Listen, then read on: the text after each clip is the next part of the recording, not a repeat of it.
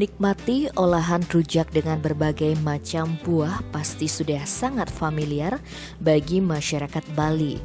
Namun, bagaimana jika hewan laut, tepatnya gurita, diolah menjadi rujak dengan perpaduan kombinasi saus Thailand dan Japanese?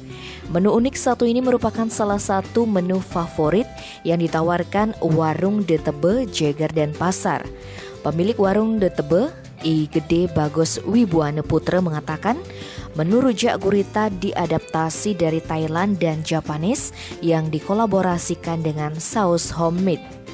Tidak hanya rujak gurita, juga ada menu favorit lain di warung yang terletak di Jalan Tukat Balian Gang Jeger nomor 7 ini, diantaranya pork belly sambal matah dan cincang kambing.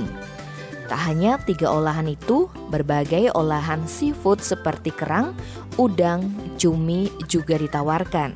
Ada pula hidangan lawar kambing, cincang kambing, dan gulai kambing.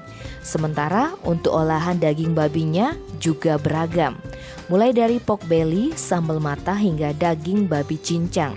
Semua menu yang ditawarkan berkisar antara Rp20.000 hingga Rp60.000 saja. Wibuane mengakui terdapat penurunan pengunjung sejak penerapan PPKM. Sebelum PPKM, perharinya rata-rata kunjungan mencapai 50 orang. Namun saat ini hanya 40 orang per hari. Kedepan ia akan memproduksi makanan terbaru, yakni lawar frozen. Pada bulan September 2021, menu itu dikirim ke Surabaya dan Jakarta. Tim Bali Express melaporkan.